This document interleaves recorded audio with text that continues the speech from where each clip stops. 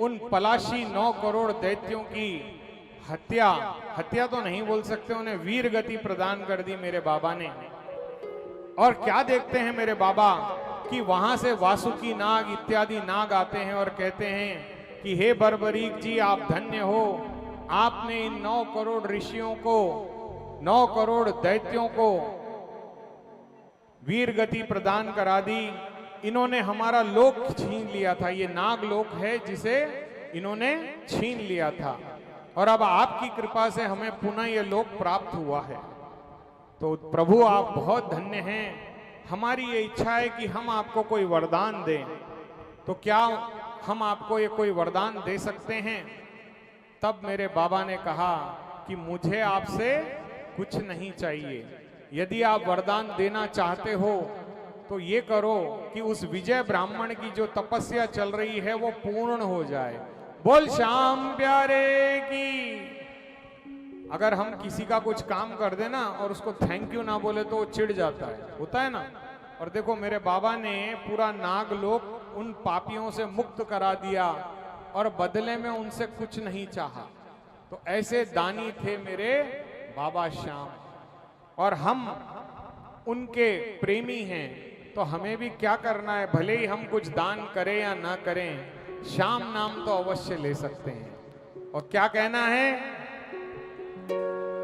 तू है मेरा श्याम, नहीं मैं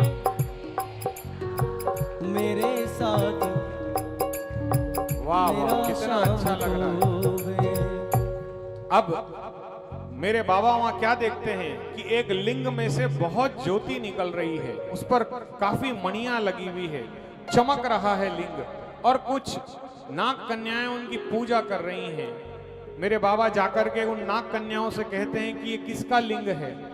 तब उन नाग कन्याओं ने उत्तर दिया कि ये शेष नाग द्वारा प्रतिष्ठित मणि लिंग है। क्या है? मणि लिंग। और इसमें जो तेज आ रहा है ना, ये भगवान शेषनाग की विशेष पूजा से भगवान शिव यहाँ पर मणि रूप में रहते हैं। तो मेरे बाबा ने भी उनकी पूजा की और हाथ जोड़ा और कहा कि ये 4 द्वार कहाँ जा रहे हैं?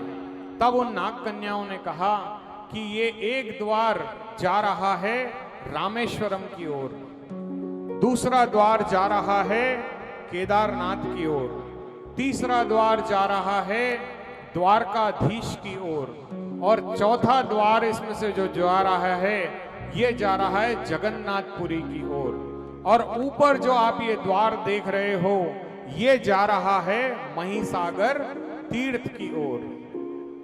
अब नाग कन्याओं ने जैसा मेरे बाबा को देखा, उनके मन में आया कि इनसे हमारा विवाह हो जाए, और उन नाग कन्याओं ने कहा कि हे प्रभु, हमारा एक छोटा सा निवेदन है। तो बोले क्या है? बोले हम आपसे विवाह करना चाहती हैं। तब मेरे बाबा ने कहा, मुस्कुराए और कहा कि मैंने अखंड ब्रह्मचर्य का संकल्प लिया है। आप हमारे लिए मेरी माता और बहन के स्वरूप में हो। इस संसार की समस्त नारी मेरी बहन और मेरी माता है। मैंने आजीवन ब्रह्मचर्य का व्रत लिया है। और उनको हाथ जोड़ करके बाबा उस ऊपर वाले मार्ग से पुनः आ जाते हैं विजय ब्राह्मण के पास।